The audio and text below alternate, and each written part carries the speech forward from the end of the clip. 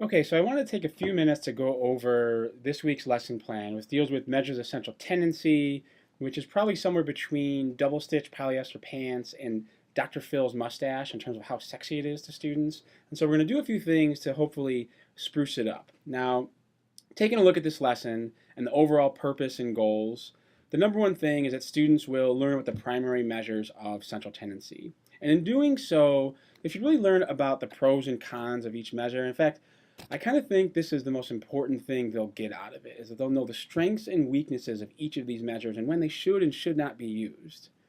They also should learn how to do the calculations in Excel. Make sure they can do the basic calculations of these measures of central tendency, along with the standard deviation and the variance. And finally, they should have the ability to apply the knowledge. Make it meaningful to them. Talk about how they should know that these numbers are used when you buy something like a home, and how the mean being reported and the median being reported are two very different things, and they can be a more informed consumer if they know what these things mean. Now, when you look at the learning outcomes, this is attached to the learning outcome that says successful students will gain the ability to understand and apply statistical methods.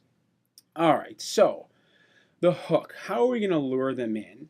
My suggestion is to start with this issue that deals with tax rebates. So several years ago, the White House was reporting that people would get, on average, somewhere in the neighborhood of $800 or more in a tax rebate. Okay, the New York Times was reporting that people would get somewhere closer to $250. Big difference. Now, what you should do is you'd ask students what's going on here, right? And make them guess. Don't give it away. Don't tell them the calculations were right off the bat. Don't tell them they are using the same numbers right off the bat. Make them wonder, because the first thing they might do is say, well, they were using different numbers, or one of them did their calculations wrong. And then when you tell them, no, they're using the same numbers, their calculations were exactly right, the mystery deepens. And eventually you can lead them to the point saying, we're going to figure out what happened here. And of course, it's that one group was using the mean, the other group was using the median, completely different interpretations. So that's a hook to lead in and make them care more about this topic.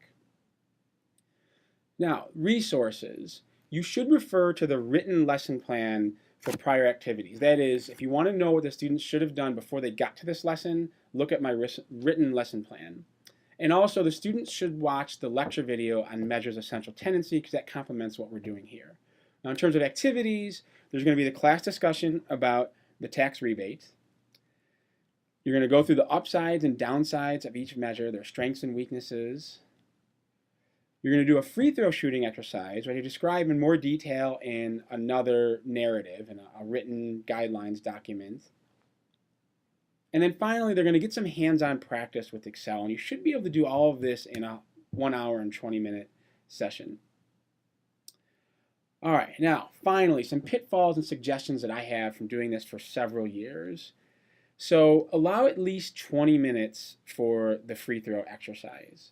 And in doing this exercise, make sure you get them involved. A lot of times they'll start off and they'll be kind of tepid, because this thing asks them to cheer and wave their hands and shoot free throws and everything. And they start off and it's kind of tepid. They're not really into it. Stop the whole thing and say, hey, how many times do you get to shoot free throws in class? Have fun with it. Make them have fun. They'll warm up to it. You have fun. They'll have fun. It's a really good exercise.